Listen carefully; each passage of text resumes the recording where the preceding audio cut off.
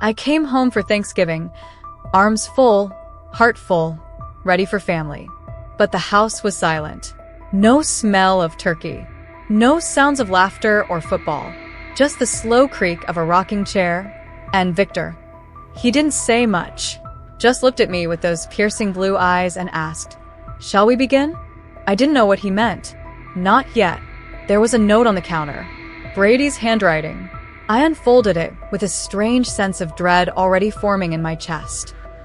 Gone on a Caribbean cruise with Hannah. Mom needed a break too, so she came. You'll stay and take care of Victor. He needs you. Back Monday. Brady. My hands shook. The room went cold. I read it again. Again. Gone. He left me, without a word. On Thanksgiving. A voice rasped behind me. He's not coming back until Monday, is he? Victor stood in the doorway, leaning on his cane. Too steady. Too sharp.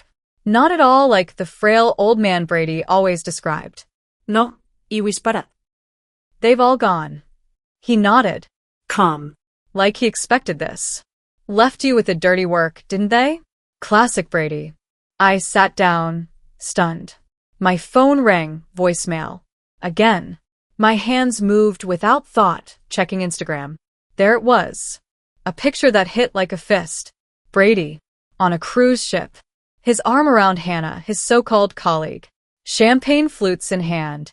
Smiling. Hashtag new beginnings. His mother Elaine was there too. Laughing. Cocktail in hand. Needing a break, apparently. It had all been planned. Long before today. Victor watched me quietly. Hannah's been calling the house for months. Pretty voice. Terrible laugh. I stared at him. You knew. I know more than they think. They treat me like I'm half dead. But this. He tapped his temple. Still works just fine. Something in me shifted. Snapped. I opened our banking app. Gone. $5,200, our savings. Every cent we'd scraped together for a house Brady promised we'd start searching for after the holidays. He took it all, I murmured. Victor didn't flinch. They've been stealing from me too. My meds. My heat. My money. For years. I felt sick. This wasn't just betrayal. It was abandonment. Calculated. Cold. My phone rang, Leah. I let it ring. Victor offered leftover soup. Not much of a Thanksgiving, he said. But I was already grabbing my purse. No, I told him. We deserve better. The grocery store was a blur. I moved through it on instinct, picking up a small turkey breast, potatoes, a few vegetables. I barely noticed the other shoppers. Back home, Victor had cleaned the counter. He sat at the table with a stack of papers. What's all this? I asked. Evidence, he said. I've been documenting everything. Medical neglect. Financial theft. Months of it. I sat, speechless, flipping through the papers. Bank statements. Medical reports. Canceled appointments. Ignored recommendations. His life laid bare. Why are you showing me this? Because you've been wrong too, Jade. And because I'm dying. He showed me the report. Pancreatic cancer. Stage 4. 3 months, maybe less. I stared at him. I'm sorry. Don't be. Be smart. His voice was steady now, sharp with something that felt like resolve. They think they left you with a burden, but they handed us an opportunity. For what? His smile wasn't kind. It was knowing. For justice. He slid an envelope across the table. His real will. The one Brady and Elaine didn't know existed. If you help me finish this, document the truth, carry out my final wishes, I'll make sure you're taken care of. A part of me hesitated, but another part, a deeper, angrier part, said yes before I could stop it. Yes, I said. Let's begin. Victor leaned back, his energy fading again. You should rest, I told him. I'll finish dinner. But he shook his head. There's something you need to see first. He led me to a back room. Small. Converted. Not a guest bedroom, an afterthought. A hospital bed sat untouched. He slept in a narrow twin against the far wall. Can't stand that thing, he muttered, motioning to the hospital bed. Makes me feel like I've already given up. He unlocked a drawer, handed me a thick folder, labeled medical. Pancreatic cancer, he said. Stage 4. Diagnosed 3 months ago. I've got 2 left. Maybe less. The reports confirmed everything. Notes from oncologists. Declining scans. Pain meds. Enzymes. Comfort care. And they knew. I asked. Oh, they knew, he said. Elaine was at the appointment. 2 days later, she said she needed a break. I clenched my jaw. Victor gestured toward the bathroom. Check the meds. Then look at the records. Tell me what's missing. I did. It didn't take long. Pain meds, refilled but barely touched. Enzymes, short. Care, cut. Diluted, Victor said. Half doses. Cancelled appointments. Too expensive, they said. I held the evidence in my hands. My fingers trembled. This wasn't just negligence. It was cruelty. That's not just neglect, I said softly, holding Victor's gaze. That's abuse. It's what happens when people stop seeing you as human and start seeing you as an inconvenience. Victor didn't argue, just reached beneath his pillow and pulled out a small notebook. He handed it to me. Been keeping track, he said. Inside, page after page. Missed medications. Cancelled appointments. Withdrawals for supplies that never arrived. The handwriting was steady. Precise. Despite everything, Victor's mind was a steel trap. I closed the notebook, my chest tight. Let me fix you something to eat, I said. I needed space. Time to process. The kitchen was bleak. A few cans, expired milk, old bread. From what I'd brought earlier, I managed to scrape together roasted turkey breast, mashed potatoes, green beans. It wasn't what I'd planned, but it was real food. Warm. Made with care. At the table, Victor watched me. Tell me about your marriage, he said, breaking the silence. When did you first notice Brady wasn't who you thought he was? I hesitated, poking at the food. It was gradual, I admitted. At first, he was sweet, supportive of my design work. I had my own studio, my own space, friends, a life.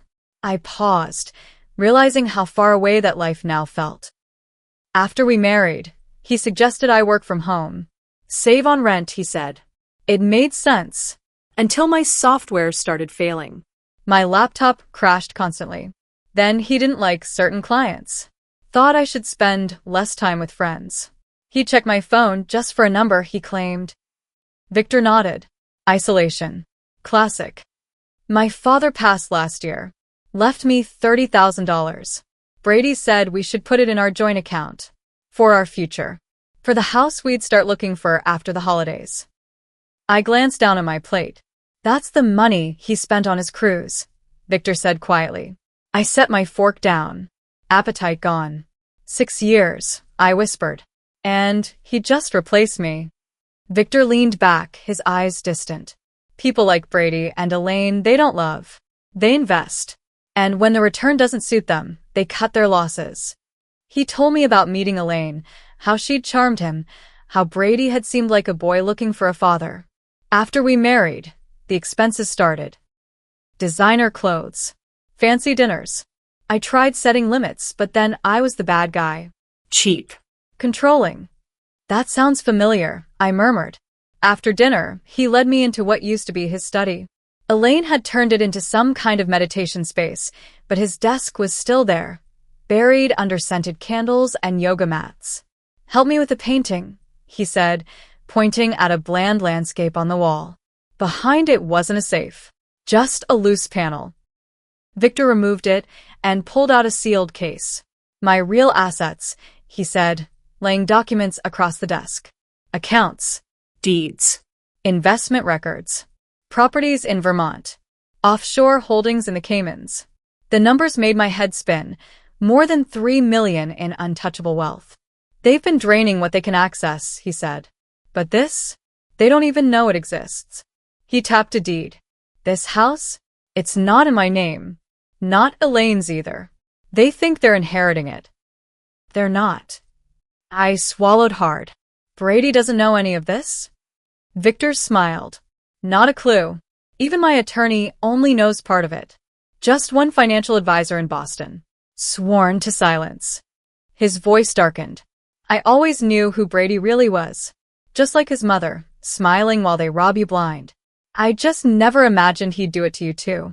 The next morning, Victor's attorney arrived. Patricia Winters. 60s. Silver hair sharp as her stare.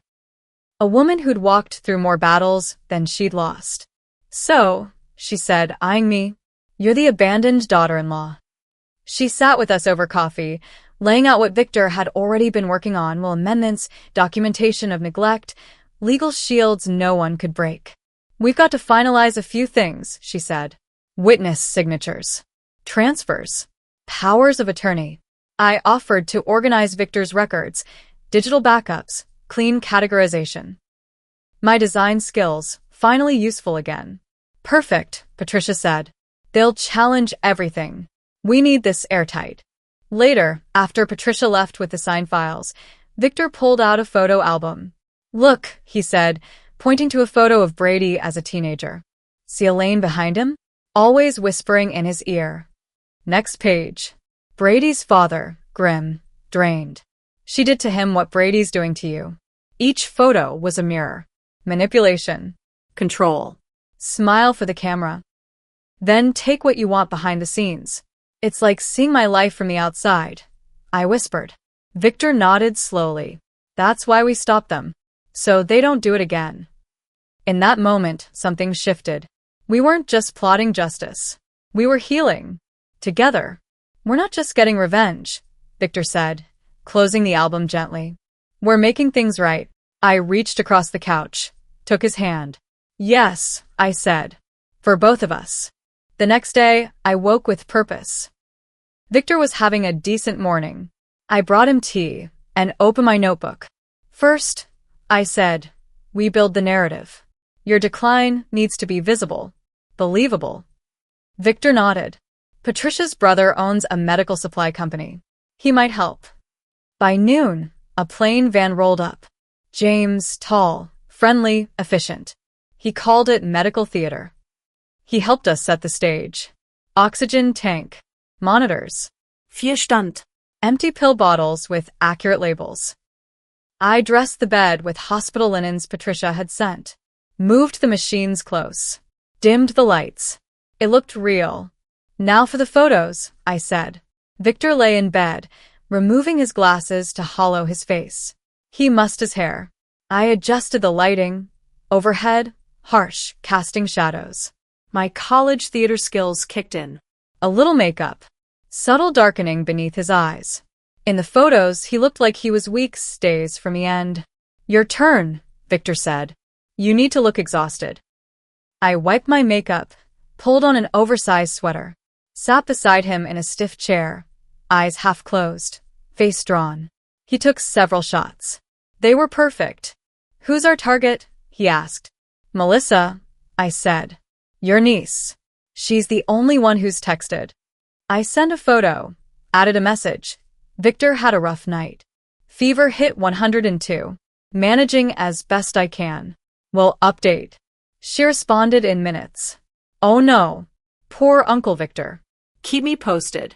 Victor smiled. Hooks in. Then came the hardest part. I called Brady. Knew he wouldn't answer. But the voicemail would catch everything. Victor hit record on his phone as I began. Brady, I said, voice trembling.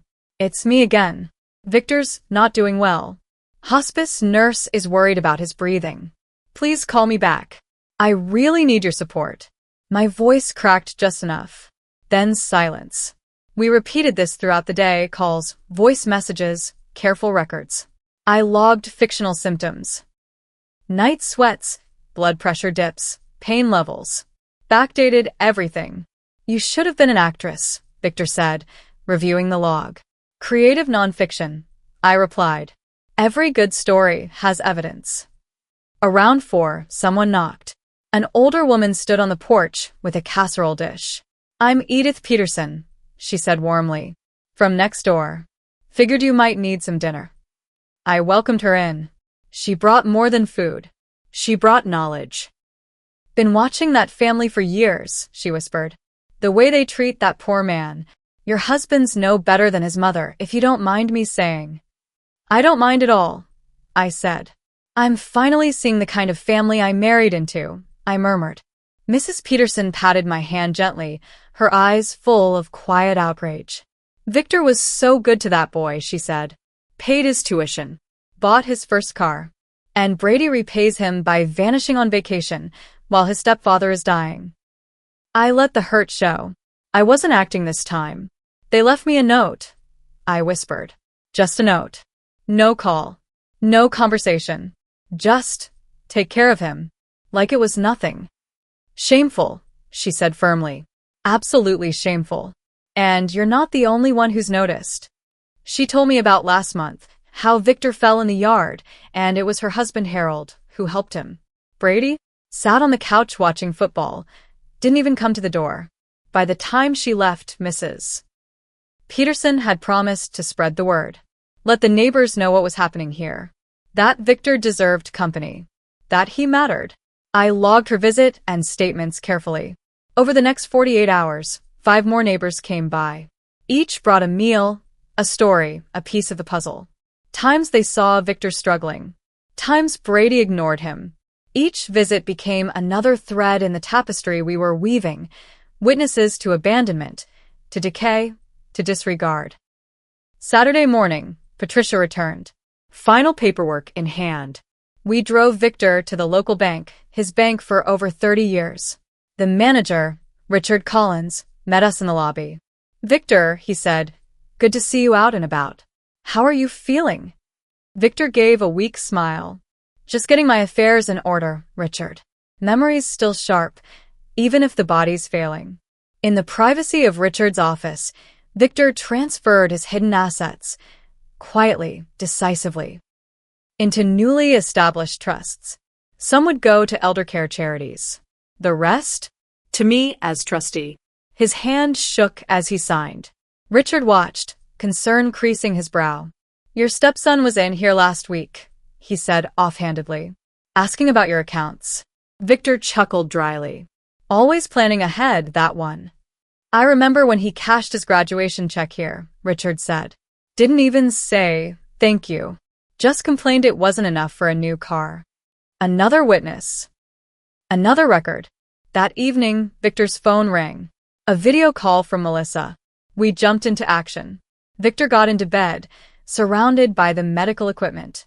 Oxygen cannula in place. I ruffled my hair, pinched my cheeks to create that too real flush of stress and exhaustion. When I answered, the camera showed me first. Jade, Melissa gasped. You look terrible. Is everything okay? Managing, I said. Then turned the camera toward Victor. He was magnificent. Breathing shallow, eyes fluttering just enough. Melissa, he whispered. That you, sweetheart? She looked shaken. Should we come home early? I mean, is he going to make it till Monday? I turned the phone back to myself, kept my voice soft but urgent. It's hard to say. The hospice nurse thinks things are shutting down. If you want to say goodbye, I'll talk to Brady and Mom, she interrupted. It's just the tickets were non-refundable, and Mom's been so stressed. I nodded, even as my stomach turned. Of course. Victor's been asking for Brady in his lucid moments.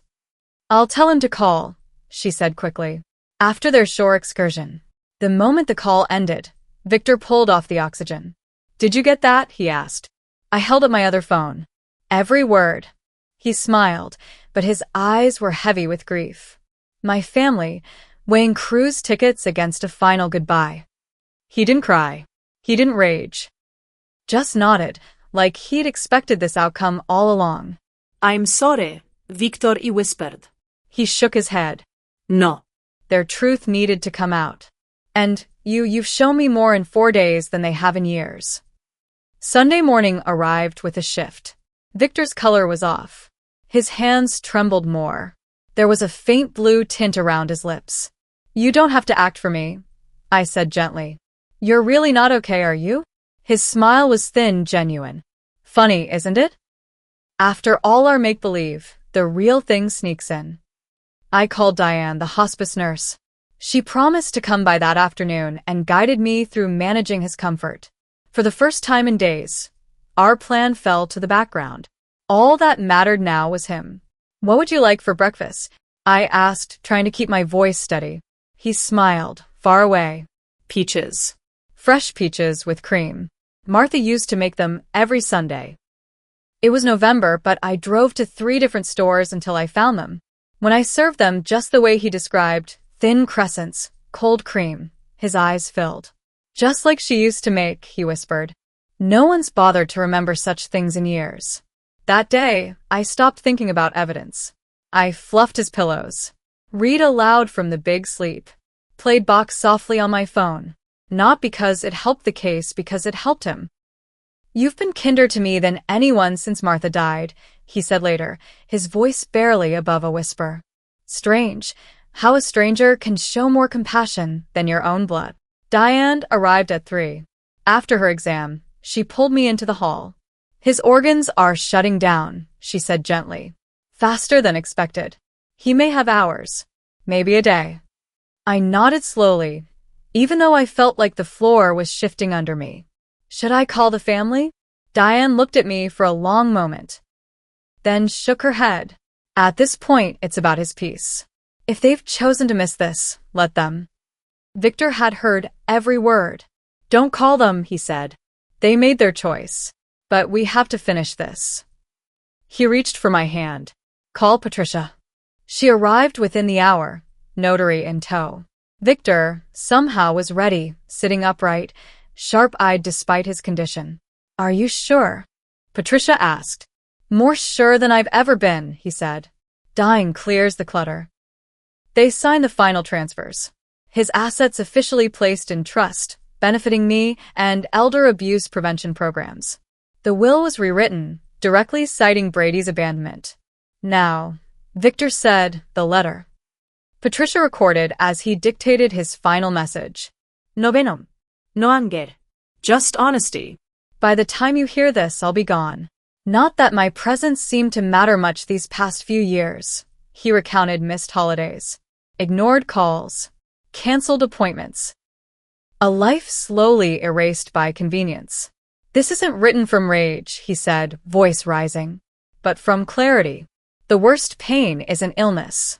It's realizing the people you love see you as a task, a burden, something to manage, not someone to cherish." When he finished, even the notary's eyes glistened. Patricia took his hand. "They'll hear every word," she promised. Later, Victor asked for his old video camera. "In case they question my sanity," he said. "Let them see the truth." I set it up. He spoke for 20 minutes, measured, calm, clear. He named incidents, patterns, Pain. Then he named me. Jade gave me dignity in my final days. More than my family did in years. She's the only one who earned the right to carry on what I built. That night, his energy dwindled. He asked me to bring him to his favorite chair by the window. "There's a bottle of port in the study," he said. "Behind the economics books. Martha and I were saving it for our 50th anniversary." I found it, poured 2 glasses. "To justice," Victor said, raising his with trembling fingers. "To dignity," I answered. We sat there in the dark, sipping quietly. I read to him, and he drifted in and out, speaking of Martha, of travels that never happened, of dreams they once shared. He didn't mention Brady or Elaine, not once. Around midnight, I noticed the change in his breathing. I set the book down, took his hand, and just like that, he was gone. No drama, no final words, just peace. I sat there for a long time, motionless, as the morning light crept across the floor. Victor was gone. The man I'd only known for 4 days had somehow carved out a space in my heart deeper than most manage in years. In caring for him, I'd found something I didn't even know I was missing: clarity, purpose, strength. At dawn, I called Diane. She arrived quickly, calm as always, but even she seemed struck by the serenity in the room. "Most people fight near the end," she murmured. "But he looks like he just drifted off." "He did," I said softly. We were reading Raymond Chandler, sharing port he'd saved for an anniversary that never came. Once Diane made the official pronouncement, I called the funeral home Patricia had recommended. 2 quiet men arrived to take Victor's body. One of them recognized his name. He was a good man, he said. Always gave to the community fundraisers. When they left, silence swallowed the house whole. I allowed myself a few honest tears. Then I stood up. There was still one last thing to do. They'd be back Monday, Brady, Elaine, Melissa, Hannah. Expecting to find a dying man they could comfort just long enough to ease their guilt. Instead, they'd find me. And truth. I placed Victor's letter in a cream envelope and set it on the mantel, propped against a family photo I hadn't noticed before. Brady and Elaine, smiling wide. Victor stood off to the side, forgotten even in the frame. In the dining room, I laid out every file we'd compiled. Cancelled appointments. Financial theft. Neglect. I queued up Victor's video statement on the television. All it would take was one button. In the bedroom, I packed my few things. Next to the suitcase, I laid out printouts of their cruise, cocktails, poolside selfies, juxtaposed with photos of Victor's decline. It was all ready. A truth bomb with no timer, just waiting for their arrival. Standing in the center of the house, I looked around one last time. This wasn't revenge anymore. This was justice. For you, Victor, I whispered. Now they'll know exactly what they lost. Monday morning moved slowly. I dressed in black. The house felt still, like it was holding its breath. Then car doors. Laughter. Footsteps on the porch. I stood near Victor's empty rocking chair. Waiting. The front door swung open. Honey, we're home. Brady called, cheerful, sunburnt, his arms full of shopping bags. Elaine followed, sunglasses on her head, heels clacking. Melissa and Hannah behind them, dragging souvenirs. They all stopped when they saw me. Brady's smile faded. Elaine squinted. What's with the funeral outfit? Where's Dad? She added, not even pretending to care. Is he napping? I met their stares. Steady. Calm. Victor passed away Saturday night. Brady's bags hit the floor. Hannah backed up a step, clearly looking for an exit. What do you mean, passed away? Elaine snapped. He was supposed to wait until Monday. He died in his sleep. Peacefully. Around midnight. I didn't flinch. The funeral was yesterday. A beautiful service. Full house. Neighbors, friends from his banking years. Brady's face tightened. Calculating. You had the funeral without us? His family was invited. I left several messages. You chose not to respond. Melissa stepped forward, suddenly unsure of herself. I told you he looked bad, Brady. Remember? I showed you that call. Brady waved her off, turning to me. We need to sit down. Yes, I said. We do. I led them into the living room. The letter waited on the table. No one dared touch Victor's rocking chair. There's something you should hear, I said. Victor left this for you. Elaine cut in. Did he change the will? Is that what this is? I met her gaze. Unflinching. Let's start with his words. I opened the letter and began reading. The room changed as his voice filled the silence, through mine. His disappointments. His loneliness. His clarity. The holidays spent alone. The appointments skipped. The heat turned down. The moments they thought he couldn't hear. The greatest pain isn't dying, I read aloud. It's realizing the people you love saw you as a burden, a problem to solve. By the time I folded the letter, no one spoke. Hannah avoided eye contact. Melissa looked nauseous. Elaine's jaw was tight. Brady cleared his throat. Dad wasn't well. He was confused. The medication, he was lucid. I cut in. He also recorded a video. This is ridiculous, Elaine snapped. He was sick. Nothing he said at the end matters. Brady's next of kin. This won't hold. There's more, I said, already walking toward the dining room. The evidence waited. Folders labeled. Timelines in place. Brady stopped cold when he saw it. What is all this? Evidence, I said, of everything you failed to do. I opened a folder. bank transfers, care expenses that never existed. Elaine grabbed one. He gave us this money. We were caring for him. By leaving him without food? With the heat at 62? With expired medication? I snapped. We have neighbor statements. 6 of them. And then I hit play. Victor's face filled the TV screen. Calm. Clear. Devastating. His words were quiet, truthful, Deadly. even Elaine fell silent. Brady looked like he was melting in his own skin. This is a setup, he barked. She manipulated him. The doorbell rang. Perfect timing. Patricia stepped in, notary at her side. Am I interrupting? She asked. Not at all, I said. We're just getting to the good part. Patricia set her briefcase down. As executor of Victor Harmon's estate, I'm here to notify you of the terms of his final will. Brady straightened, tried to appear calm. Smug. Patricia didn't flinch. Victor Harmon left his estate entirely to Jade Mitchell, she said, along with significant donations to elder abuse prevention organizations. The silence was electric. Elaine's voice cracked first. That's impossible. We're his family. The will cites abandonment and neglect as reasons for disinheritance. Patricia said. It's valid. Notarized. Witnessed. Supported by medical confirmation of his mental competence. Brady's arrogance crumbled. This is fraud. We'll contest it.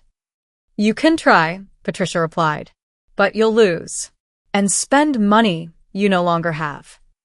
Elaine stared at her. What do you mean? Patricia exchanged a glance with me.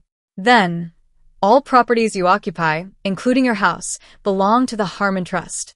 Jade now controls it as trustee. The accounts you've been accessing? Frozen. Pending a financial abuse investigation. Brady's face turned white. No. The house is mine. Dad promised. He promised nothing, I said coldly. You assumed. That's your mistake. Melissa stepped forward, her voice trembling. What about the college funds? Grandpa said he set them up for us. Patricia's voice was gentle. He gave Brady the money years ago, but the accounts were never created. Melissa's eyes locked on her brother. You spent our college money? The room exploded. Accusation. Screaming. Tears. Hannah disappeared out the front door. Quiet. Gone. I let it unravel for a while. Then I turned and walked to the bedroom to grab my suitcase. Brady followed. Jade, please, he said, voice cracking. We can fix this. I'll change. Hannah meant nothing. Just. Come home with me. Please. I looked at him, really looked, and for the first time, I saw him clearly. Not a partner, not a protector, just a man who'd never truly seen me at all. I pulled off my wedding ring and dropped it into his palm. Then the keys. You left him to die, I said quietly. Now you get nothing, including me. I turned to leave. Behind me, his voice shifted from begging to threats. You won't get away with this. I'll see you in court. You manipulated a dying old man. At the door, I turned back. Everything was done by the book. Every signature, every statement, every painful truth. You taught me one thing in our marriage, Brady, always keep the receipts. I stepped out into the sharp brightness of November. The sun felt almost too clean after the storm I'd just walked through. Behind me, voices rose. Brady, still shouting. Elaine demanding explanations from Patricia, like she had a right to answers. But it all sounded distant now. Like echoes from a chapter I'd just closed. Patricia had reserved a quiet hotel room for me. Not far, just enough distance to think clearly. To breathe. I slid my suitcase into the trunk, the car door thunking shut like punctuation. Across the street, Mrs. Peterson stood on her porch. Arms crossed. A small nod. A wave. I smiled and waved back, grateful for her silent strength. A stranger who saw truth and chose to speak it. And just like that, I was free. Victor's gift wasn't just money, though that would help me start over. His real gift was clarity. He reminded me of who I was before I became someone else's burden. Someone else's silence. He gave me purpose when I felt abandoned. He gave me strength when I thought I had none left. As I pulled away from the house and that fractured family inside, I wasn't thinking about revenge or loss. I was thinking about second chances, about living in a way that honored the man who trusted me with his final days. Two people, discarded by those who should have loved them most, found something sacred in the ruins: dignity, connection, truth. Victor found peace. Now it was my turn. Thank you for staying with the story until the end. For me, it was the moment we drank his treasured port, the one he saved for an anniversary that never came. That glass, it held all the love he never got back. That moment will stay with me forever. What about you? Which scene struck you the hardest? I read every comment, every thought, and I carry your words with me. Subscribe for more stories like this, where justice finally finds its way home.